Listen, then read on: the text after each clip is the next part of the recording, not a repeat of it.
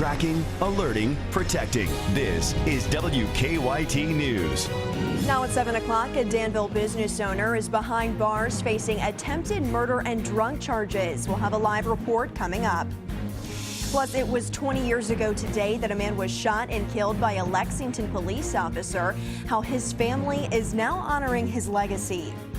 And we're learning new details about a fatal shooting at a Seattle high school. We have these stories and more, plus breaking news as it happens, coming up on WKYT this morning. Good morning to you. It is Saturday, October 25th. I'm Whitney Wetzel. And I'm Mike Linden. It's the weekend. Of course, the big game for the Wildcats today at Commonwealth Stadium, taking on the Mississippi State Bulldogs. And whether or not you're heading to the game, it should be quite nice out there for you throughout Kentucky today. And as far as the next few days are concerned, well, it's just so good. We had to show you right at the top of the show here because things are looking great the next few days. Outside of things being a little bit breezy, we're still looking at some mild days ahead of us here and could even be looking at some temperatures sneaking back into the 70s by Monday. As for the next 24 hours, well, it looks like, again, it should be quite mild for you. A little bit breezy, and there will be some clouds out there with a very small chance at a shower this afternoon. But coming up in just a few minutes, I'll take you hour by hour throughout the weekend and into Sunday, and Halloween not far away from us now, and it looks like we could cool down big time by then. Mike, thank you. New this morning, Danville police say a Boyle County businessman is behind bars, facing both attempted murder and drunk possession charges after a fight late last night. WKYT's Mark Barber is at our live desk with the latest on this shooting. Police say the owner of Jerry's Body Shop shot a man at his Danville business just before 11 o'clock last night. According to police, Jerry Matthews pulled a gun on a customer, Ricky Cole, while they were fighting at the body shop. At this time, investigators aren't saying what led to the shooting. We're told Cole was flown to UK hospital with a gunshot wound to his abdomen, and police say he is now in stable condition. Investigators tell us Matthews was disarmed and arrested by officers at the scene. Danville police tell me that along with attempted murder, Matthews is also facing cocaine possession and drug paraphernalia charges. From the live desk, Mark Barber, WKYT. He was an athlete and just last week named a homecoming prince, but authorities say that 14-year-old freshman went on a shooting rampage at his high school. It happened yesterday afternoon at a school in Marysville, Washington, just outside of Seattle. Police say the gunman killed one student and injured 4 others before turning the gun on himself.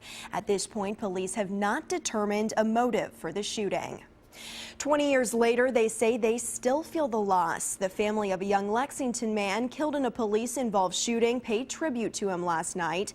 18-year-old Tony Sullivan was shot to death by a Lexington police sergeant in 1994. WKYT's Kristen Kennedy shows us how Sullivan's family remembers him. Friday night's stories. He'll run through the whole neighborhood with a fur coat on, some flip-flops, and some shorts. And jokes. Are you mad because my hair is longer than yours? Stirred up emotions still raw for Tony Sullivan's brother Jeremiah. But it's been so long since then, but it's still like fresh. Basically, it's still fresh to us. Saturday marks 20 years since a Lexington police sergeant shot and killed Tony Sullivan. That sergeant told investigators the shooting was accidental. Sullivan was 18 years old. Regardless of the reasons, yes, sir, they snatched potential from a good person. And these kids now, they have to understand that these things aren't easy to deal with. Weren't easy back then either. When a grand jury chose not to indict the Lexington sergeant who shot Sullivan, angry mobs stormed downtown Lexington. In the 20 years since, Jeremiah has had time to reflect. We thank you for having our brother, Tony Sullivan, Father God, in your archangel's arms, Father God. To make sure the youngest in his family who never knew his brother know what legacy he leaves behind.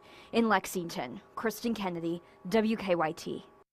The Sullivans say they get together to remember Tony every year on or near the anniversary for the last 20 years. Meanwhile, a trial date has been set for 2 men charged in connection to the kidnapping and murder of a Lexington man. A judge says the trial for Mark Taylor and Timothy Ballard will begin on October 5th of next year. Attorneys expect the trial to last up to 6 weeks. Police charge Taylor with murder and kidnapping. He could receive the death penalty if convicted. Police charge Ballard with kidnapping and evidence tampering. Investigators say the victim, Alex Johnson, was beaten to death last December. His body was found in the Kentucky River.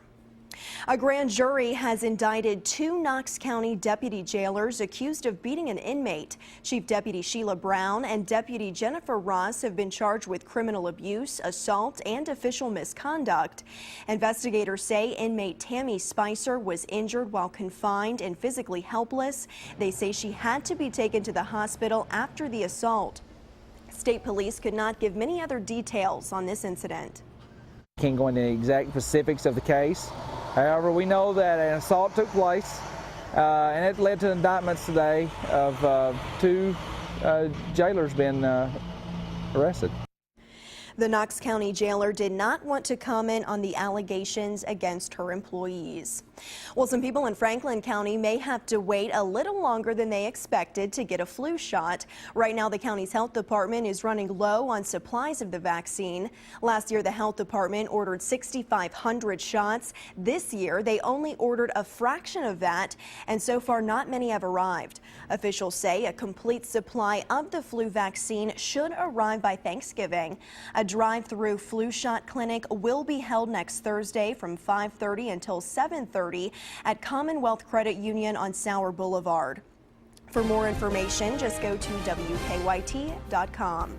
There are just 10 days left before the 2014 midterm elections, and Kentucky Senate candidates are now ramping up their campaigns.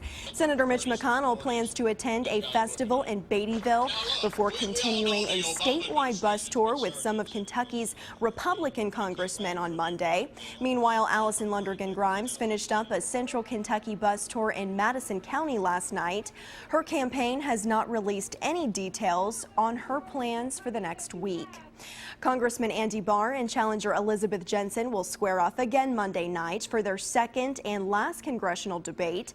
The debate will take place at EKU Center for the Arts at 7. Jensen and Barr went head-to-head last Monday on KET. The Affordable Care Act was a big topic in that debate. You'll be able to watch this one live on the CW Lexington. WKYT's own Bill Bryant will moderate that debate. Time now coming up on 7:08, and WKYT This Morning is just getting started. After the break, Julie Banderas has a look at what's coming up this week on the silver screen. That's when WKYT This Morning returns. And First Alert Defender showing us some clouds above Kentucky, but nothing coming off of those clouds. So it looks like things should be quite nice for the big game this afternoon. I'll take you hour by hour coming up.